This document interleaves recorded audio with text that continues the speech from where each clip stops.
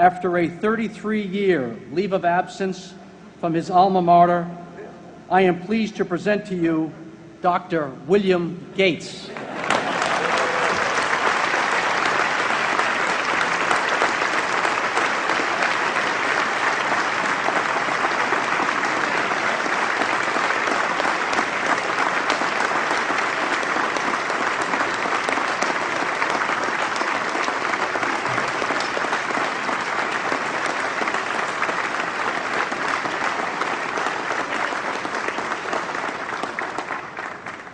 Thank you. President Bach, former President Rudenstein, incoming President Faust, members of the Harvard Corporation and the Board of Overseers, members of the faculty, parents, and especially the graduates. I've been waiting more than 30 years to say this. Dad, I always told you I'd come back and get my degree.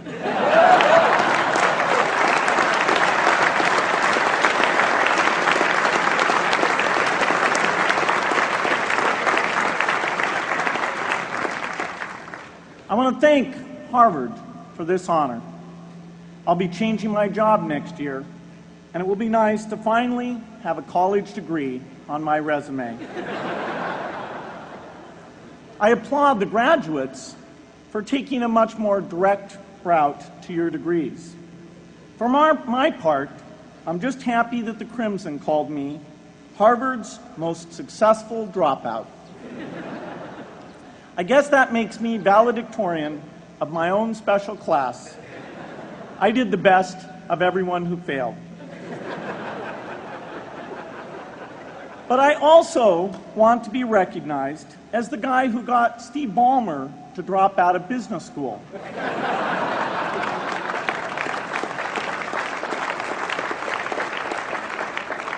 I'm a bad influence.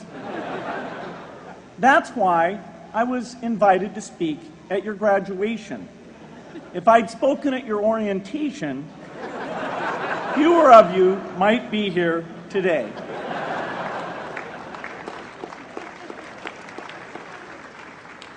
Harvard was a phenomenal experience for me. Academic life was fascinating. I used to sit in on lots of classes that I hadn't even signed up for. And dorm life was terrific. I lived up at Radcliffe in Currier House.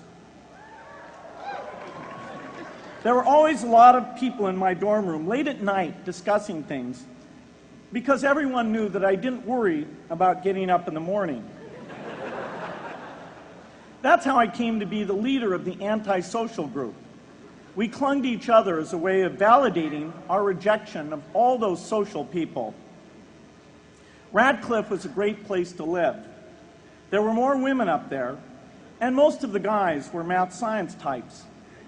The combination offered me the best odds, if you know what I mean.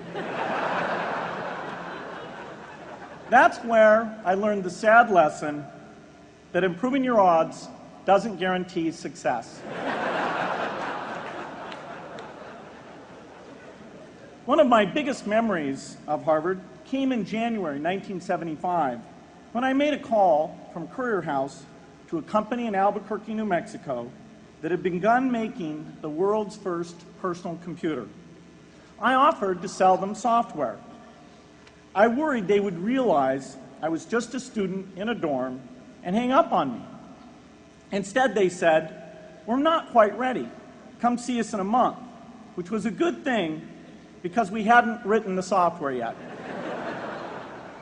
From that moment, I worked day and night on the extra credit project that marked the end of my college education and the beginning of a remarkable journey with Microsoft. What I remember above all about Harvard was being in the midst of so much energy and intelligence. It could be exhilarating, intimidating, sometimes even discouraging, but always challenging. It was an amazing privilege, and though I left early, I was transformed by my years at Harvard, the friendships I made, and the ideas I worked on. But taking a serious look back, I do have one big regret.